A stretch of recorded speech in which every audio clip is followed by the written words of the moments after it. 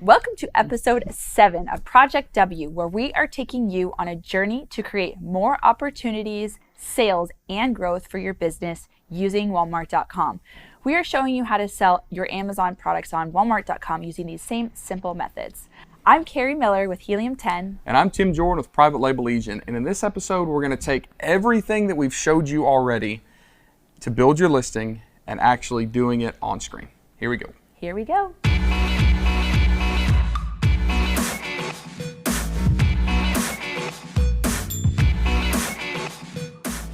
All right, so we've shown you a lot up to this point. We've got your account open, we've got your images put together, we've got your copy written correctly, we've got all the details of our product, of our listing, and now it's time to actually put it into the Seller Center portal of Walmart.com and actually get our first listing together. So Helium 10 here has, of course, a Walmart store that we're showing publicly, we'll say. And if you look at the screen here that Carrie's got pulled up, we've obviously got the Manny's Mysterious Oddities coffin shelf that we've been playing with to kind of figure out how this marketplace works. But it's time to add an egg tray. Yeah, okay. All right, so the first thing that you need to do is when you're logged into your Seller Center account, you're going to click on Items under Product Catalog, and that is where all of these items will show up. And then what you're going to do is simply just go to Add Items and add single item. Now, if you wanted to add it in bulk, there is a way to do that, but we're not going to go over that today. We're just going to show you how to add a single item. So what we're going to do is I've actually got this particular page open to create our listing. And I'm just going to copy the title first, and I'm going to paste the title here. Okay, and then the next thing I'm going to do is I'm actually going to select GTIN. I recommend doing all of your uploads with a GTIN because, or a GTIN.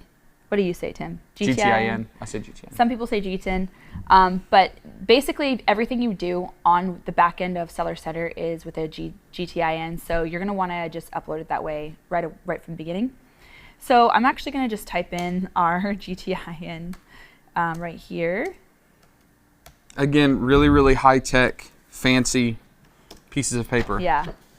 And then what you do next is you're going to actually select your category, okay? So I do think that this is going to be in kitchen category.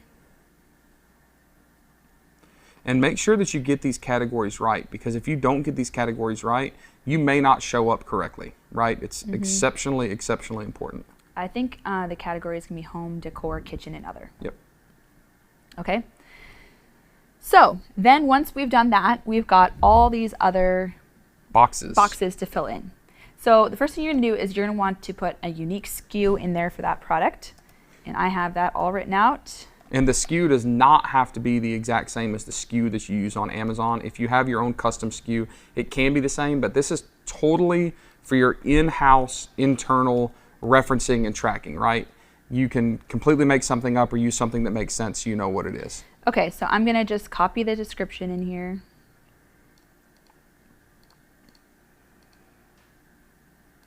Okay, so we've got the description. The brand name is, I'm going to put Geese in there because we're just changing That's it up how we a put in little the title, yeah. Okay, oopsie, recommended. So here we go to a lot of these attributes and other things that you want to fill in as much as possible. So there's no Prop 65 warning, small parts warning. We don't have any small parts. The country of origin is it's going to be imported.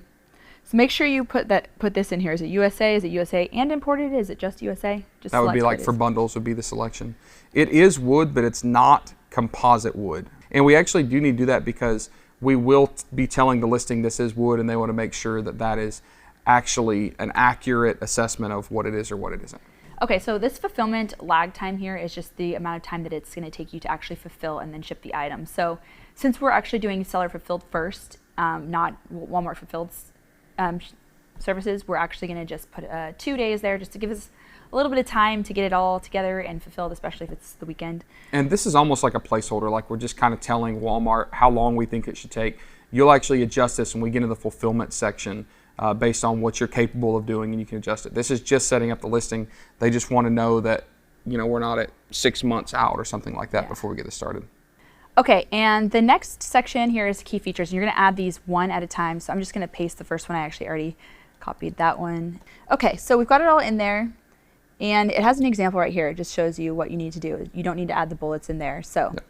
price per unit. So this is an interesting part because I actually think that later on I want to add a clearance tag to this. So I actually want to price it a little bit higher and then discount it on clearance. So I'm going to actually put this one, let's see, if we go to our Amazon listing, it's priced at, I think, 1747.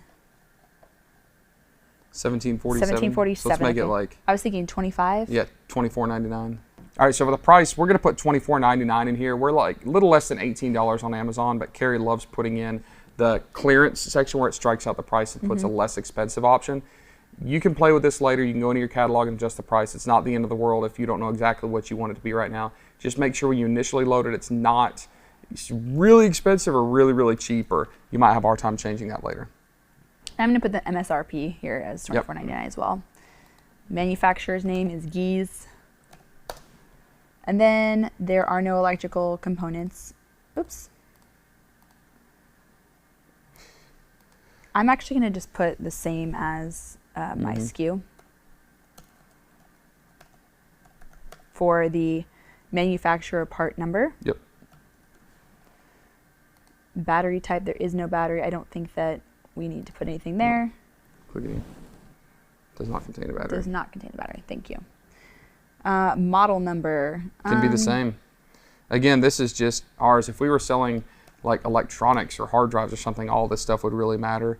Not a humongous issue right now. It does not contain chemicals, aerosol, or anything like Container that. per pack is 1. 1. Multi-pack quantity 1. 1. Let's see, total count. The number of identical items in the package. 1. 1.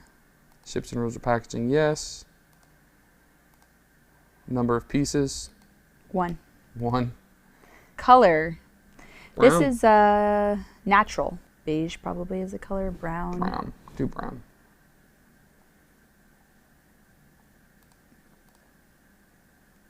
I think we could do 2. Yep. Let's just do both of those because Yep. it's like more rustic. Must ship alone? No.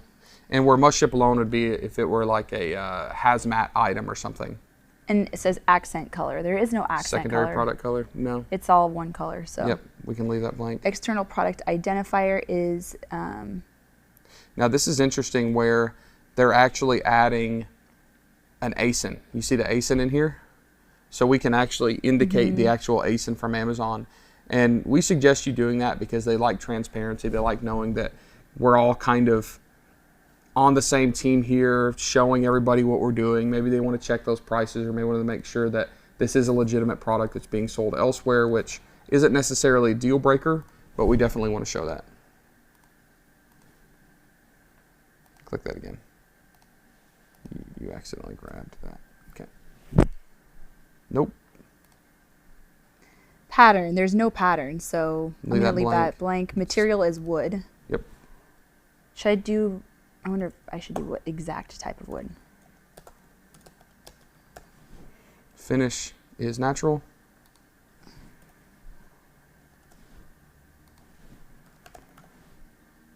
Size is 12. 12 12. hole.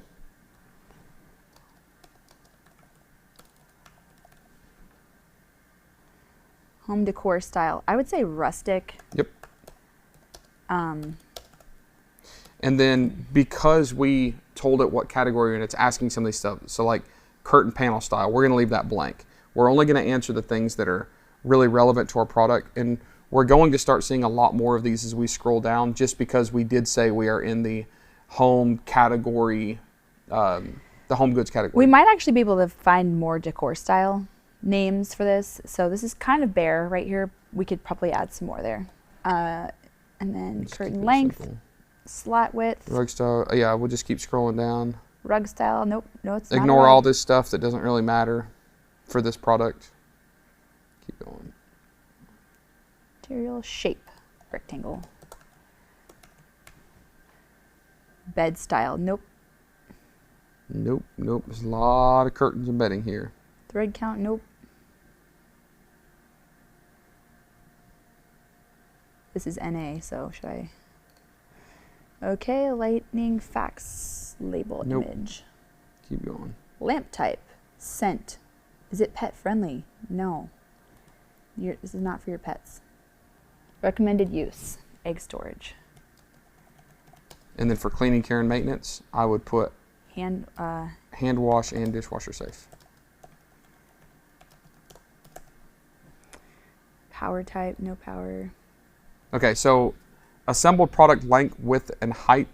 This is obviously already assembled. You would think this question has more to do with like furniture they're going to assemble, but this should transfer over to the listing, the actual dimensions. So we're going to go ahead and put it anyways. 3.75, 0.75. And then we're going to select inches on all of those. And then the weight. 1 pound. 1 pound. Nope. Nope, nope, nope. Occasion. Collection, occasion, contaminants, theme. There's a lot of, these are attributes. And if you actually don't fill in some of these and you need to, they'll actually tell you. Yeah. So there's not a whole lot of worry there when it comes to this. Age group, gender. Capacity 12. 12 eggs. See what the example says. Oh, 4 chickens. 4 chickens. How funny is that? All right, so we've come down to the bottom of this thing and select on this other tab up here that Carrie just hit for imagery and media. And it's right here. So we have item contents, imagery and media, and then later we'll have offer, just so you can see what that looks like, because sometimes it's easy to miss that stuff. So now we're going to add our images. Now, because we already had this on Amazon, of course, we had very professional photographs taken. If you feel like you need to go out and have new lifestyle photos taken or something like that, that's perfectly okay. But remember, this case study is just getting what you already have and moving it over. So we already have good photos. That's what we're going to use.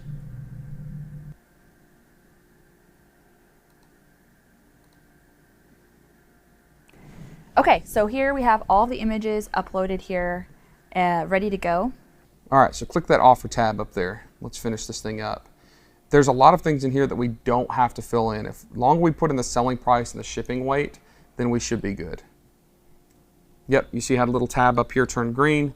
That tells us that we are ready to go. Then we're going to hit the Submit Changes button at the bottom. All right, so it's going to take a little bit of our time for our listing to pop up. We're actually going to wrap up for today, and we're going to be back tomorrow. It'll still be this episode, so we're not going anywhere. But as soon as this finishes populating overnight, then we're going to be able to pull up the LQS, which is a listing quality score tool. We'll show you what the listing looks like, and then we'll wrap up this episode. So we'll see you guys in a different outfit in about 1 second starting now. Well, that was the weirdest second of my life. Oh, yeah, it's a really long second, okay? All right, so overnight our listing populated, and it's actually in the Seller Center section of Walmart.com. Mm-hmm. We can see everything that we've got going on.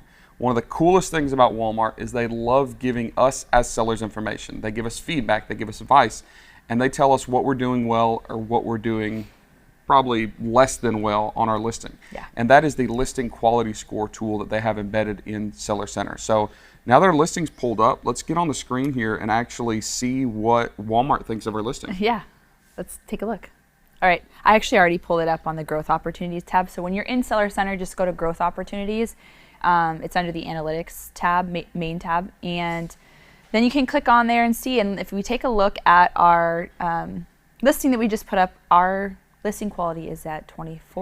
Right? That's horrible. Yeah. The bad news is our listing Walmart thinks is kind of garbage, right? Only 24%. But it's really important for all of you to see this. We'll get into the details here in just a second and look at some of the recommendations and things like that. But what we have found is that Walmart takes a little bit of time to figure out what our listing is supposed to be, right? What is the product? Is it in the right category? Is it converting? So when you first set up a listing, it's not uncommon at all to have a terrible LQS. Just understand that that's perfectly normal. It's very, very typical. And you really need to start getting some sales and getting some clicks on your listing before they can figure out what you're supposed to be, right? So if we click on the details here, it's going to show us exactly what we need to do. So we've got all this information up here that's, just about our product. And then here's the total breakdown. The listing quality is 24%. Content and discoverability, we got 97%, that means that's pretty good. We did a pretty good job with our content. The offer is a 0%. We haven't really put that together yet. Honestly, we haven't put the shipping in, and we haven't even put any inventory in there. And then ratings and reviews. We don't have any ratings and reviews currently, so So that it does probably affect means it. that the majority of what we're doing Yeah. is good, right? Yeah, definitely. There's no reviews yet. So we can work on that later, and we are going to talk about reviews. So if we take a look down here, they will tell you exactly what it is that you need to edit. So something that I used to say is, hey, I recommend you check back with this every week, because it does have new recommendations. But I saw a pop-up that said yesterday actually that you can actually set up notifications. So that should be coming soon. So keep your eye on that so that you can notify yourself about your listings if there's a change you need to make, so you can get on it really quickly. Okay, so when we look at this, so in the product title it says not relevant to the assigned product type. The title needs to contain a key subject word or phrase indicating it's relevant to its assigned product type default. So what we'll have to do if this doesn't change or kind of fix itself is we'll have to open up a ticket in order to fix this.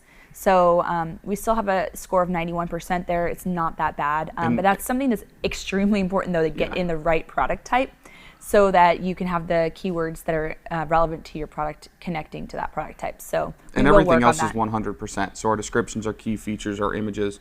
So we basically did what we were supposed to. All the other discoverability things, just the only thing bringing our total kind of average down is the offer, which we don't really have our offer set up yet, and then our ratings and reviews, which are obviously 0. So again, don't panic. Look in the details and specifics, and as we make some sales and as we get some reviews, that number should go up. But it is nice knowing that they like everything else that we've done so far. That's kind of encouraging. And the first time I did this, I had so many issues because they wanted me to fill in all these attributes that I just didn't fill in. So I feel like we did pretty well the first time around here, because we filled in as much information as we possibly could. And even though we get this note saying that it's not relevant to the assigned product type, our suspicion is once we get a few sales and it kind of indexes out a little bit better in their back-end algorithm, it'll determine, hey, it is what it's supposed to be. There's no problem. But again, if we wanted to change a category, in fact, we went and looked at some of our competitors' categories early this morning, and they have some different category types, and we're even in the drop-down menu.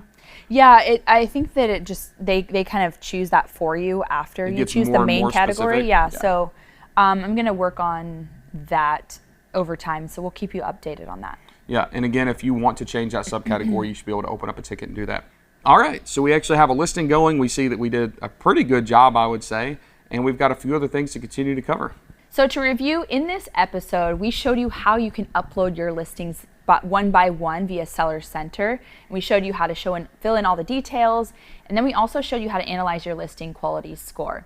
If you wanted to view all of the episodes for Project W, you can go to helium10.com/Project W. And on the next episode, we're going to get into one of the most important and probably interesting aspects of this entire case study, which is ranking and how to get your products to show up organically for those search terms that we were targeting. See you guys on the next episode.